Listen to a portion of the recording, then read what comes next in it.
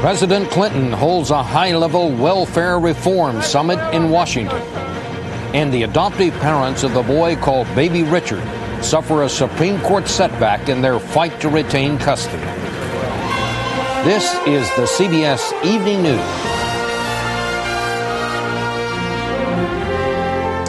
And this is Bob Schieffer reporting. Good evening. President Clinton convened a bipartisan group of legislators for a summit conference on welfare today. All sides agreed an overhaul was needed, but they came to no conclusions on exactly how to go about it. And while the Republicans were polite, they made it clear they intend to control the debate once legislation begins to move through Congress.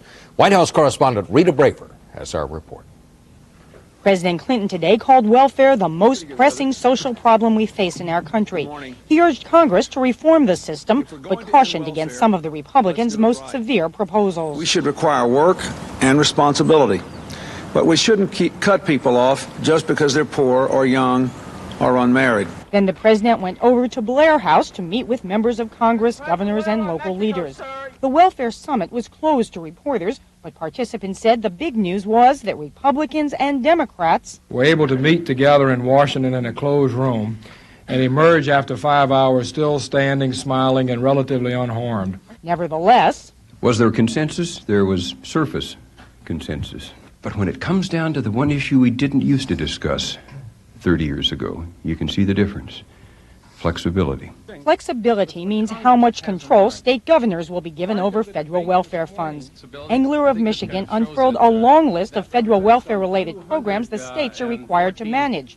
Carlson of Minnesota said the feds should pull back. Why do we have to come to Washington to get permission to serve the people better and more effectively than is currently the case? One requirement the Republicans want is that states deny cash benefits to mothers under 18. There was a lot of support for that position in the room. I will not take it upon myself to speak to the president. No, the president did not express agreement on that approach. One area that all parties did agree on today is that there will be a national crackdown to force men to help support the children they father.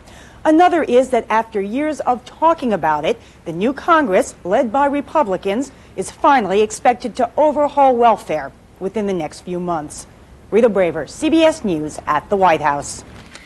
It has been 20 years now since the Vietnam War ended, and today the United States took a major step toward resuming diplomatic relations with the people who were once our enemy. A U.S. liaison office was opened in Hanoi to encourage trade between the United States and Vietnam. James Satori has our report. It was an informal ceremony, perhaps acknowledging that emotions still run high when dealing with America's former enemy.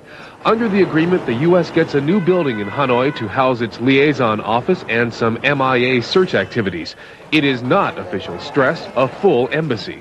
Any decision on the establishment of diplomatic relations with Vietnam will depend on further progress on POW MIA accounting from the Vietnam War. The Vietnamese have agreed to reimburse $200 million worth of wartime claims by American companies. In return, Hanoi gets $130 million frozen in U.S. bank accounts and Vietnam's former embassy in Washington, D.C., which becomes its new liaison office. Critics charge the agreements are premature, a political concession to American businessmen who want a piece of the growing Vietnamese market. We're saying it doesn't matter what happened in the war. We don't care what happened to those